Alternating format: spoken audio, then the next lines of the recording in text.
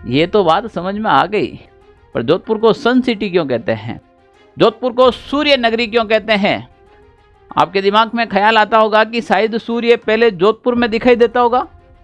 आपके दिमाग में ये ख्याल आता होगा कि सूर्य की पहली किरण जोधपुर में आती होगी। आपके दिमाग में ये ख्याल आता होगा कि सूर्य की सीधी किरण जोधपुर पर पड़ती है। कतई नहीं मेरे भाई, मेरे दोस्तों, कतई नहीं। इसके पीछे का राज आपको पता होना चाहिए। नमस्कार प्यारे विद्यार्थियों, स्वागत है आपका ऑनलाइन सारथी यूट्यूब चैनल पर। आप कैसे हैं? स्वस्थ होंगे, एकदम मस्त होंगे। जी, हम जिला दर्शन की सैर करने निकले थे। राजस्थान के एक एक जिले पढ़ रहे हैं। आज बात करेंगे जोधपुर की। बड़ा इंपॉर्टेंट जिला है। जयपुर के बाद कोई दूसरा बड़ा शहर है उदयपुर और जोधपुर है। जोधपुर जिले स्थापत्य कला की दृष्टि से भी इंपॉर्टेंट है, पर जोधपुर को 3 भागों में तोड़ दिया गया। अब बचा हुआ जोधपुर तो पढ़ना ही पड़ेगा ना। एक जोधपुर शहर हो गया, एक जोधपुर ग्रामीण हो गया, और जोधपुर का ही एक भाग अलग करके फलोदी को बाहर किया गया। सट्टा बाजार के लिए प्रसिद्ध फलोदी आज जोधपुर से अलग हो चुका है। आज हम बात करेंगे जोधपुर शहर की। जोधपुर शहर की बात करें प्यारे विद्यार्थियों, तो देखिएगा जोधपुर शहर में क्या क्या चीज़ें बची हैं और जोधपुर शहर में एग्जाम की दृष्टि से अब क्या इंपॉर्टेंट है। आप राजस्थान के किसी भी कोने से अगर मेरा वीडियो देख रहे हैं, तो जो चीज़ मैं जोधपुर में बता रहा हूं, अगर मौका मिले, जिंदगी मौका दे, तो एक बार जरूर आना जोधपुर। आज हम बात करेंगे संपूर्ण जोधपुर के बारे में। जोधपुर जिला दर्शन के बारे में अपन बात करने वाले हैं। तो हम सबसे पहले शुरुआत करते हैं। इससे पहले अगर आप मेरा वीडियो अभी तक फर्स्ट बार देख रहे हैं, तो इससे पहले जिला दर्शन की पूरी सीरीज डाल रखी है।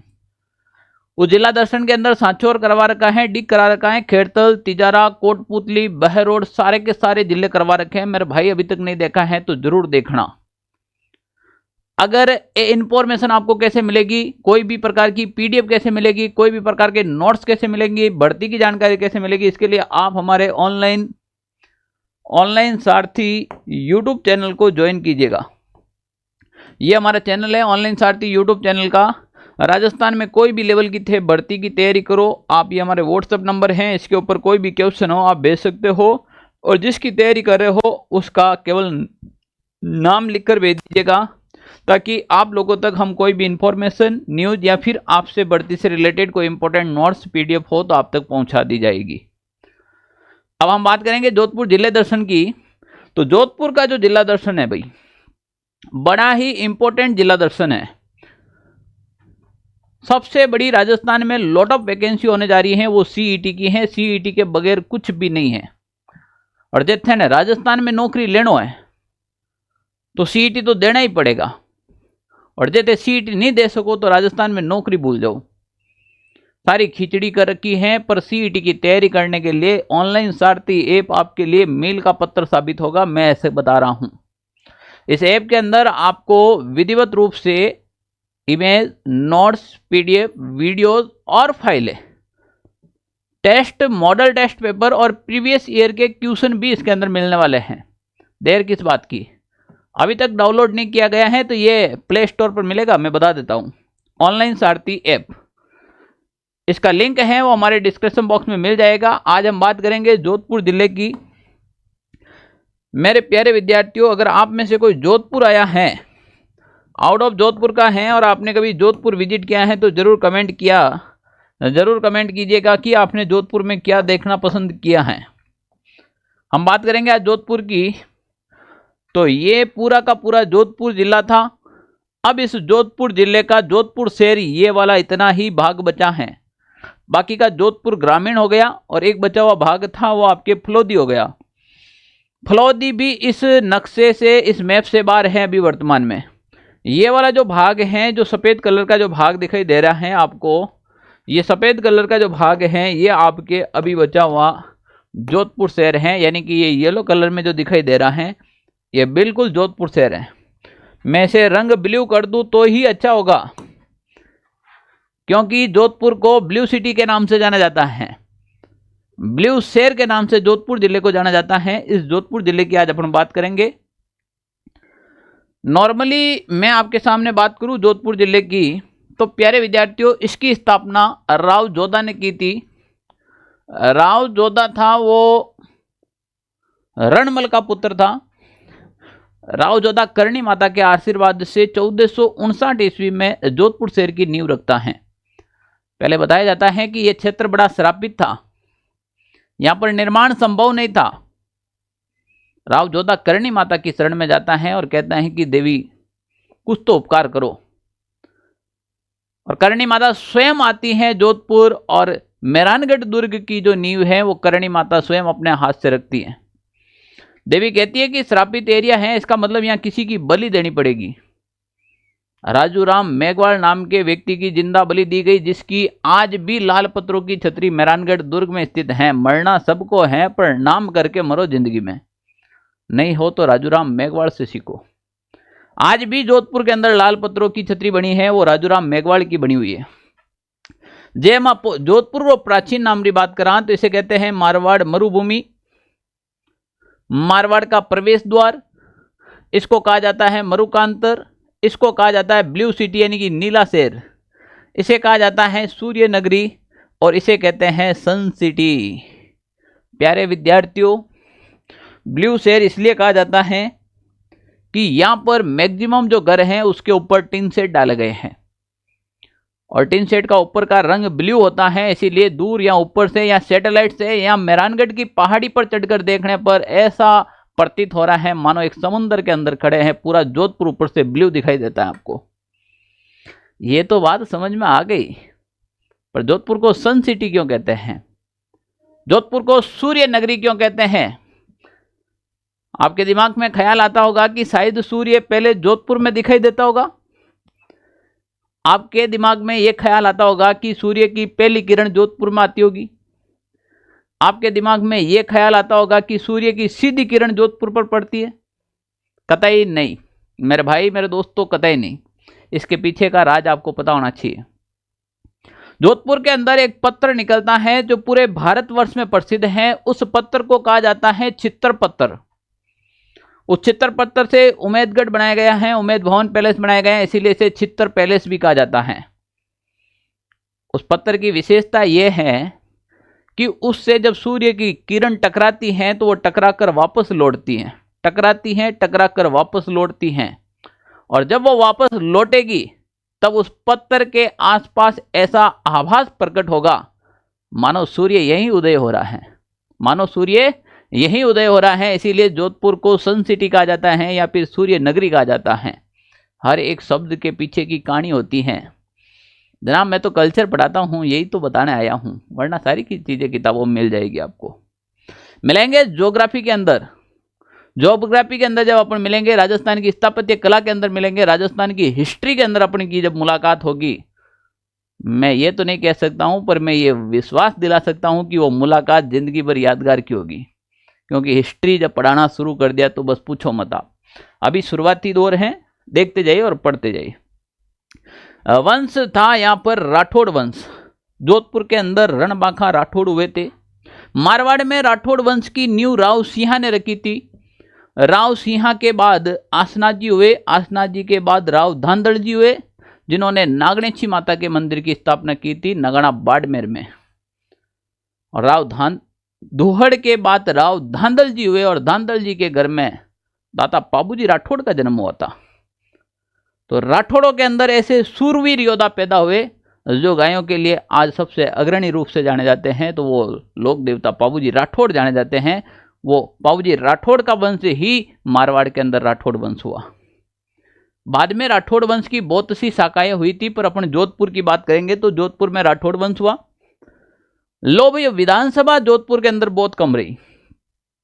जोधपुर शहर हमारी विधानसभा रही है। अब जोधपुर शहर अपनी एक विधानसभा रही है।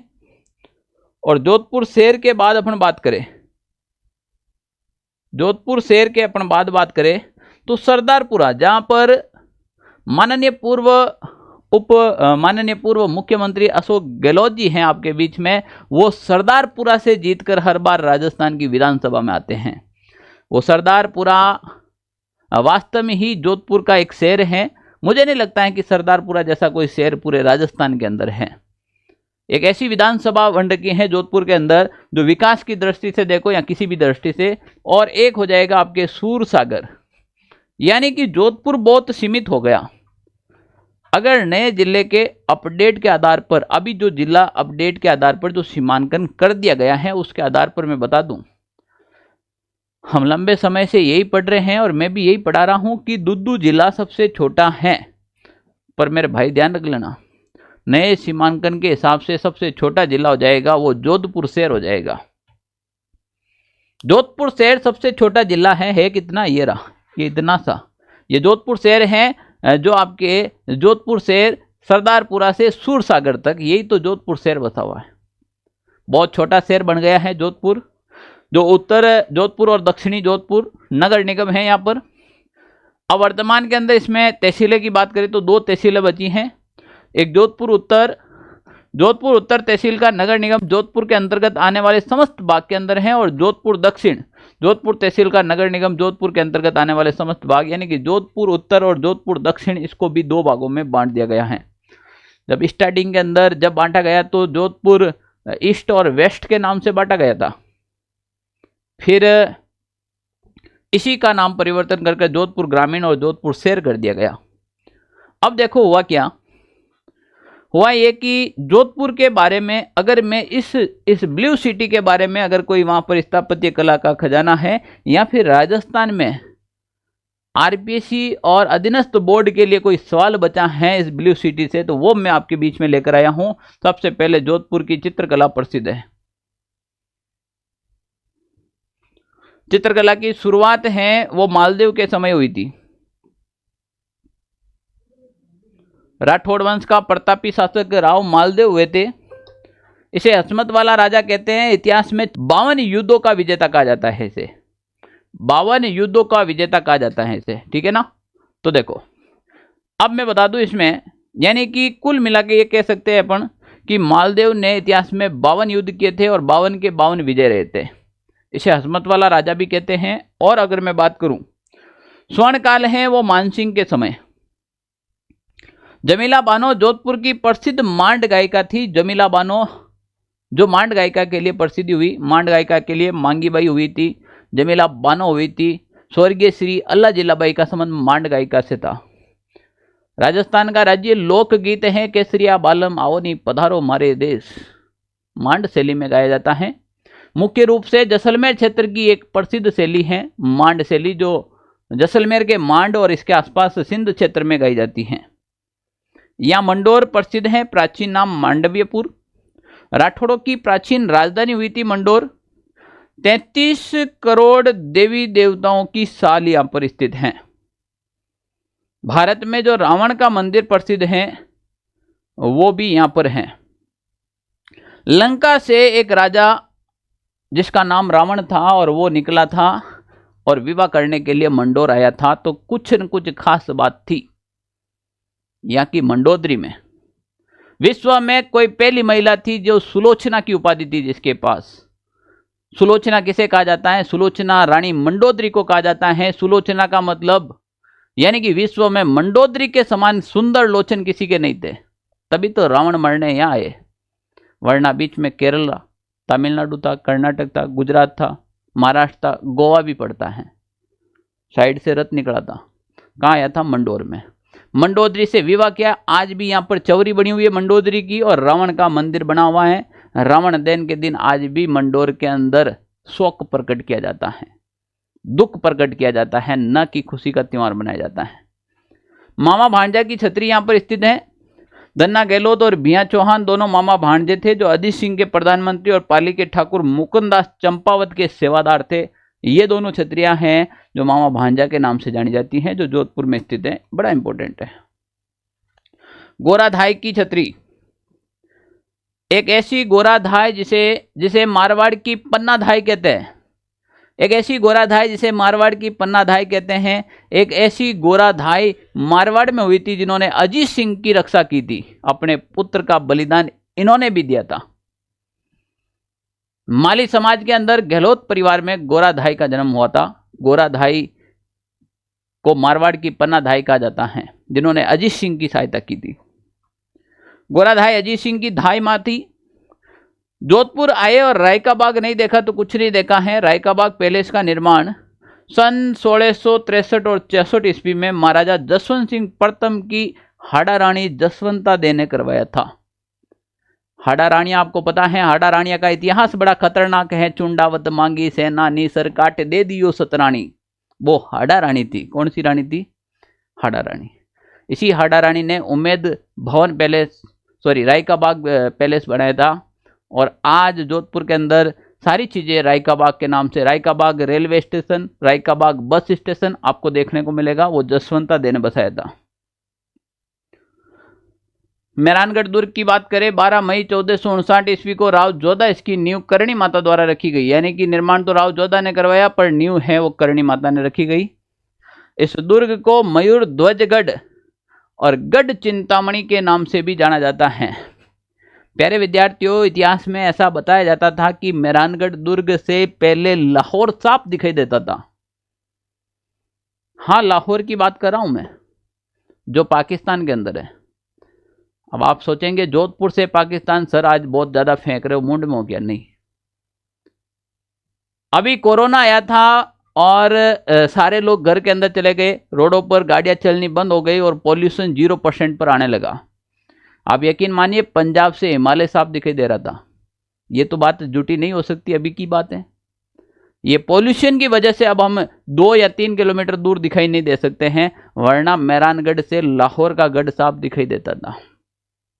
रुडयार्ड किपलिंग नाम का एक अधिकारी था, जिन्होंने, एक इतिहासकार था, जिन्होंने ये बात कही थी कि इस मेहरानगढ़ दुर्ग का निर्माण शायद किसी देवता या फिर परियों ने करवाया है, सामान्य व्यक्ति के बस की बात नहीं है। मैं उस मेहरानगढ़ की बात कर रहा हूं। नागणेची माता या चामुंडा माता का मंदिर स्थित है जोधपुर के अंदर। ये चिड़िया टूक की पहाड़ियों पर स्थित बना हुआ एक छोटा सा गढ़ है। पंचकुटा में ब्राह्मणों देवता की छतरी है। मेहरानगढ़ दुर्ग के बारे में अभी तो मैंने बताया है, रुडयार्ड किपलिंग ने कहा था यह दुर्ग मानव निर्मित नहीं है, बल्कि देवताओं या फिर परियों द्वारा बनाया गया है। इसी रुडयार्ड किपलिंग ने तारागढ़ दुर्ग बूंदी के बारे में कहा था कि शायद इसका निर्माण किसी मानव ने नहीं, भूत या फिर प्रेतों ने किया है। भूत भूतनियों ने किस दुर्ग का निर्माण किया गया, तो वो बूंदी का तारागढ़ था। ये रुडयार्ड किपलिंग नहीं कहा था। जो देखेगा वो कहेगा भाई साहब, क्योंकि कहने के लिए हिम्मत चाहिए। सत्य बोलने वाला आज रहे ही कहाँ है, पहले विजिट करना पड़ता है। अगर आपने जोधपुर के अंदर मेहरानगढ़ दुर्ग नहीं देखा तो पश्चिमी राजस्थान अभी भी सुना है आपके लिए, जरूर देखिएगा। मैं बात करूं, इस दुर्ग में नींव रखने में राजा राम नामक व्यक्ति की जिंदा बलि दी गई, यानी कि जिंदा चुनवाया गया।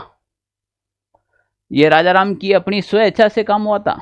सौभाग्य कहाँ जो करणी माता के हाथ से नींव रखा है और राजा राम ने अपना बलिदान दिया। दुर्ग के अंदर जो तोपें रखी गई हैं उसमें प्रसिद्ध तोप है शंभू बाण, गजनी खां, किलकिला, कड़क बिजली। ये कड़क बिजली है, बिच्छू बाण और गुबार, नुसरत और गज्जक जैसी यहाँ पर बहुत बड़ी बड़ी तोपें रखी गई हैं। वो सारी की सारी तोपें हैं, ये आपके मेहरानगढ़ दुर्ग की प्रसिद्ध हैं। प्यारे विद्यार्थियों, सवाल आ चुका है, फिर आ सकता है।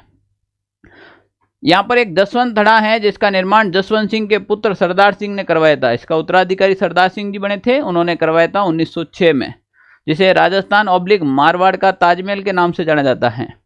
जसवंत थड़ा एक सफेद पत्थरों से बना हुआ एक स्थापत्य कला का एक अजूब नमूना है जोधपुर के अंदर। जब भी आप आए तो जरूर देखना, विजिट करना। कागा की छतरियां प्रसिद्ध हैं। कागा बुसुंडी ने तपस्या की थी। बाद में यहाँ जोधपुर राज परिवार के सदस्यों का अंतिम संस्कार किया जाता है, इसीलिए कागा की छतरियां प्रसिद्ध हैं। मां मंदिर का निर्माण महाराजा मानसिंह ने करवाया और यहाँ पर नाथ संप्रदाय का केंद्र है। राजस्थान में अगर नाथ संप्रदाय का कहीं पे केंद्र है, मां मंदिर जोधपुर में। इसके अलावा उमेद पैलेस की बात करें तो महाराजा उमेद सिंह ने बनाया था। अकाल के समय अकाल रात कार्य हेतु 1928 से 40 के तहत बनाया था। अभी वर्तमान के अंदर यहाँ पर होटल चल रही है, होटल पैलेस के रूप में। चित्र पत्थर के प्रयोग से इस कारण इसे चित्र पैलेस के नाम से भी जाना जाता है। ओके, आफरी की बात करें तो शुष्क वन अनुसंधान संस्थान आफरी। आफरी की फुल फॉर्म हो जाएगी शुष्क वन अनुसंधान संस्थान, जो जोधपुर में है और इसकी स्थापना 30 जून 1987 में। और काजरी, आफरी और काजरी दोनों जोधपुर में। काजरी की स्थापना है वो मेरे भाई, वो काजरी की संस्था की स्थापना है वो आपके 1959 में की गई। सवाल आ रखा है, फिर आने में क्या देरी है, आ भी सकता है। तो यहीं से आपको सारे कॉन्सेप्ट क्लियर करने हैं। माचिया सफारी पार्क की बात करूं, माचिया सफारी पार्क यहाँ पर एक बहुत बढ़िया पार्क है, बायोलॉजिकल पार्क है। देश का पहला मरु वनस्पति उद्यान है, जोधपुर महाराजा उमेद सिंह द्वारा तैयार करवाया गया था और इसके पास ही कायलाना झील है। जोधपुर के अंदर कायलाना झील जो जोधपुर के अंदर पेयजल की पूर्ति करती है। इस कायलाना झील के अंदर इंदिरा गांधी नहर का भी पानी आता है। राजस्थान उच्च न्यायालय, इसका मुख्यालय जोधपुर के अंदर है। 21 जून 1949 को राजस्थान उच्च न्यायालय अध्यादेश 1949 के तहत स्थापित किया गया। इसकी एक खंडपीठ जयपुर में स्थित है। वह मामला यह था कि राजस्थान एकीकरण के समय यहाँ जोधपुर के शासक महाराजा हनुमंत सिंह जी थे और हनुमंत सिंह ने पूरा मूड बना लिया था कि हम तो पाकिस्तान के साथ शामिल होंगे, हम तो अल्लाह अकबर करेंगे, हम हिंदुस्तान में शामिल नहीं होंगे। भला हो सरदार वल्लभ भाई पटेल का, जिसे लौह पुरुष ऐसे नहीं कहा जाता है भारत का। सरदार वल्लभ भाई पटेल ने अपने दम पर जोधपुर को वापस राजस्थान में मिलाया था। तब महाराजा हनुमंत सिंह ने कहा हमें क्या देंगे, मैं एक ही शर्त पर जोधपुर को राजस्थान में शामिल करूं कि जोधपुर को राजस्थान की राजधानी बनाई जाए। जोधपुर को राजस्थान की राजधानी कैसे पॉसिबल हो सकता है? जैसे तैसे कर मामला सेट किया और कहा कि राजधानी तो नहीं पर जोधपुर को ढंग की चीज देंगे, जोधपुर को हम हाई कोर्ट देंगे। और कहते हैं उसी दिन जयपुर से हाई कोर्ट जोधपुर स्थानांतरित किया गया और इसकी खंडपीठ है वो जयपुर में रखी गई। तो पूछ ले राजस्थान का हाई कोर्ट कहां पर है? जोधपुर में। उसकी खंडपीठ कहां पर है? जयपुर में। सवाल आ रखा है बहुत बार।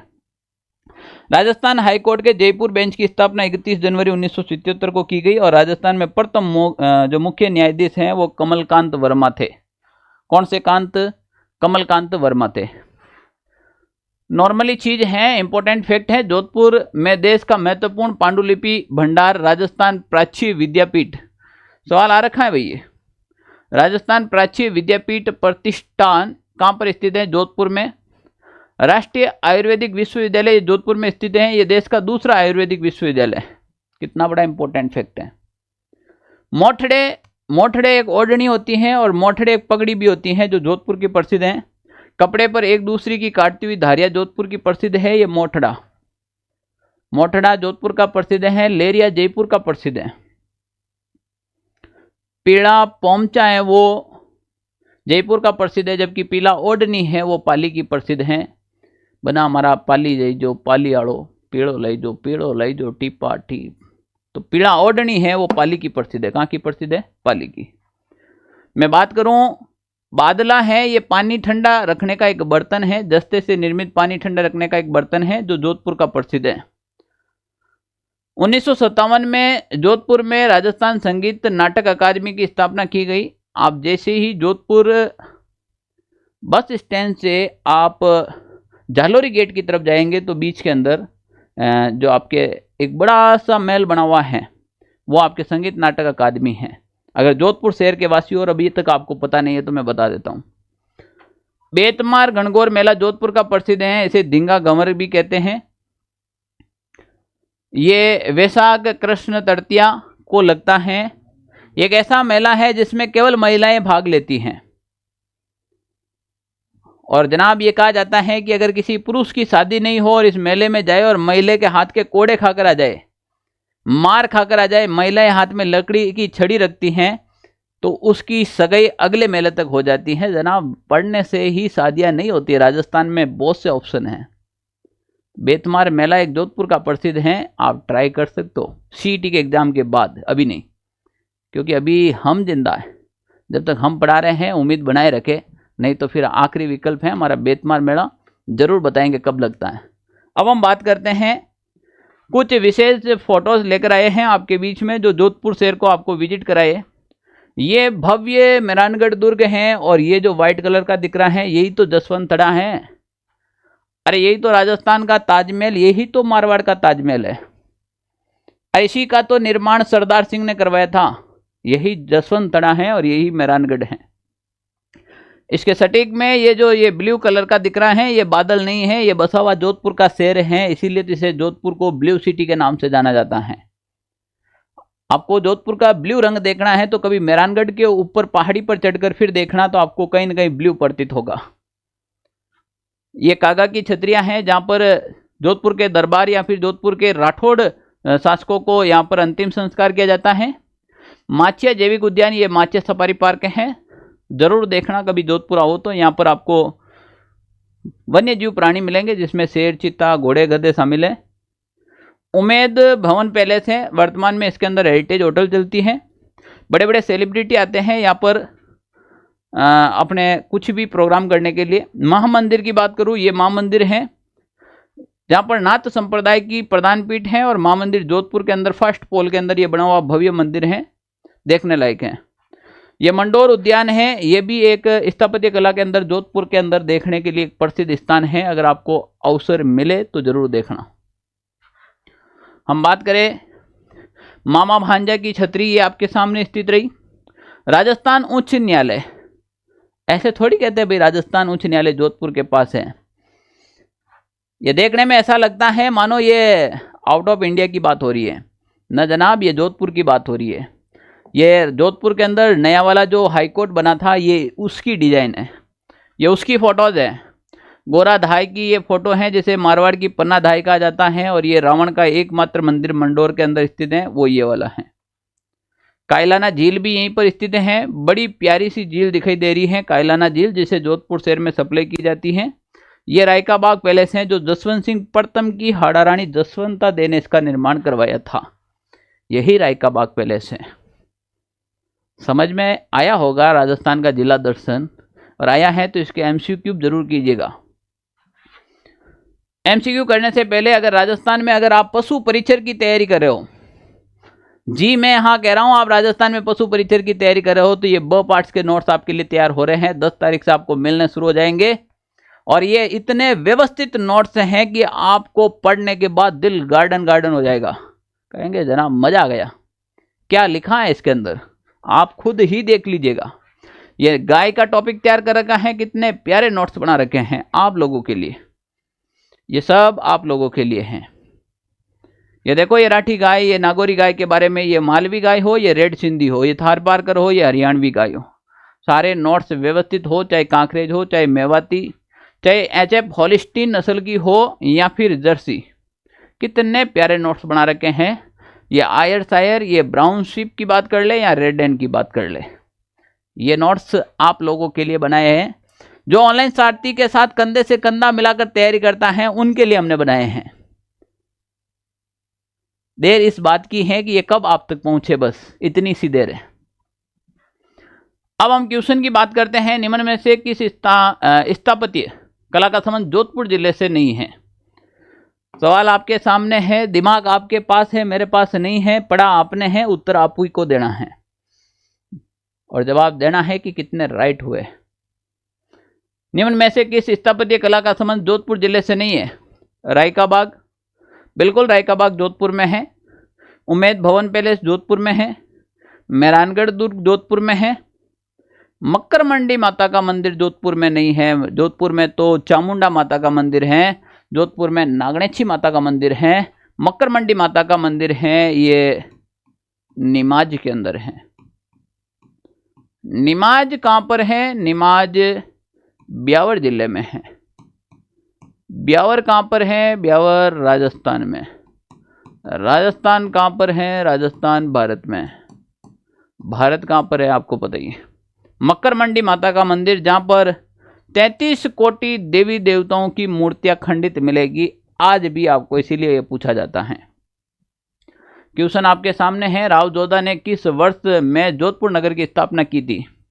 1133, 1459, 1539 या फिर 1526? ना जनाब, 1439 में, 1459 के अंदर की थी, बिल्कुल राइट आंसर है।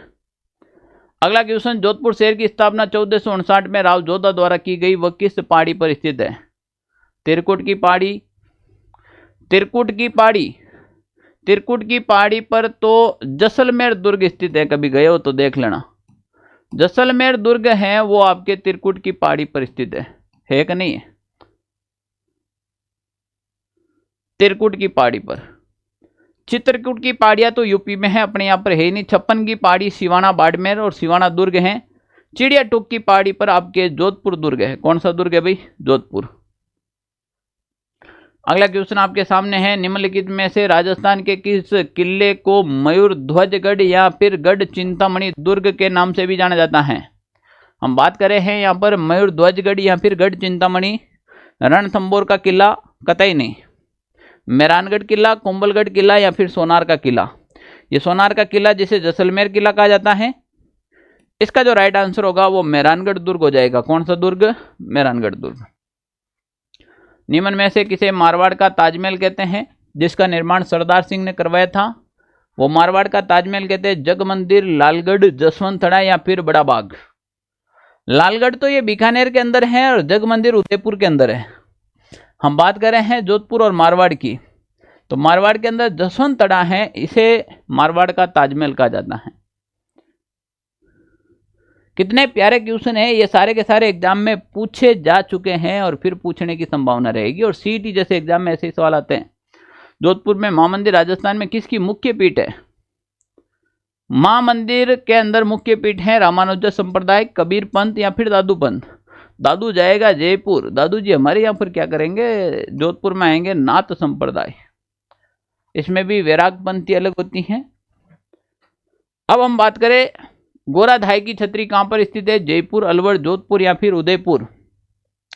मारवाड़ की पन्नाधाई गोराधाई को कहा जाता है।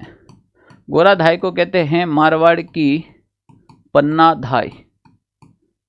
माली समाज के अंदर गोराधाई का जन्म हुआ था, जो वर्तमान जोधपुर के अंदर गोराधाई की छतरी स्थित है। इसके अलावा मैं बात करूं, राजस्थान संगीत नाटक अकादमी की स्थापना 1957 में किस शहर में की गई? जयपुर, उदयपुर, जोधपुर या फिर टोंक। आपके दिमाग में उदयपुर आएगा, मैं अभी भी कह रहा हूं एग्जाम के टाइम। राजस्थान संगीत नाटक अकादमी की स्थापना ये जोधपुर में कहां पर है भाई? जोधपुर के अंदर। अभी दिमाग में बिठा लो जोधपुर, जोधपुर, जोधपुर। ठीक है। अगला क्वेश्चन आपके सामने, केंद्रीय शुष्क क्षेत्र अनुसंधान संस्थान काजरी का स्थापना कब हुई थी? काजरी और आफरी दोनों जोधपुर के अंदर हैं।